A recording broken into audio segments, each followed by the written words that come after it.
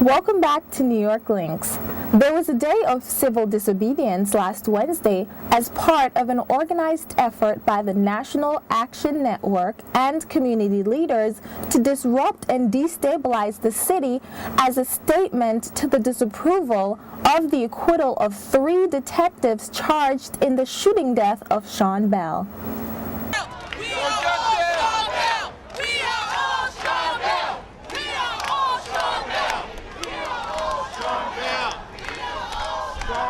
Organizers and demonstrators met at various points throughout the city from Harlem to Brooklyn as a plan to disrupt the flow of rush hour traffic. We covered the event from the Brooklyn side starting at the House of the Lord Church on Atlantic Avenue.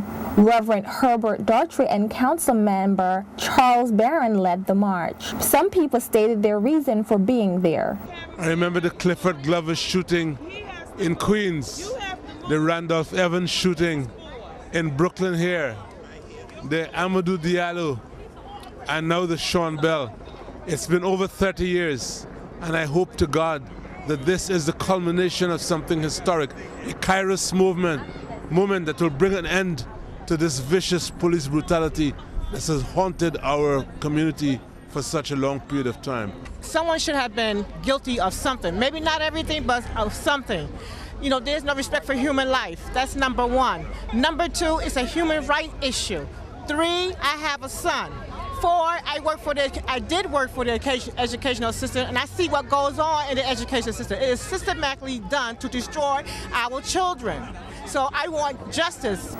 Reverend Daughtry outlined the mission for the day. I think that all the city is upset about 4 innocent people being shot, 1 being killed on the way to getting married.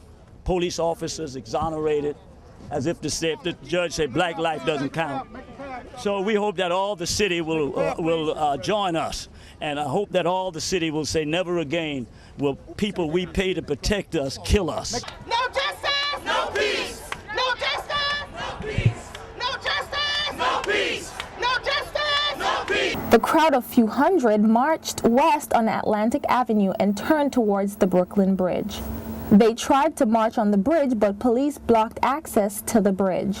The protesters changed route and headed for the Manhattan Bridge as the police hurriedly tried to block access. After trying to divert the police, they made another attempt, but this time they were read the Arrest Act, and a handful of people, including Reverend Daughtry and Councilman Barron, chose to be arrested.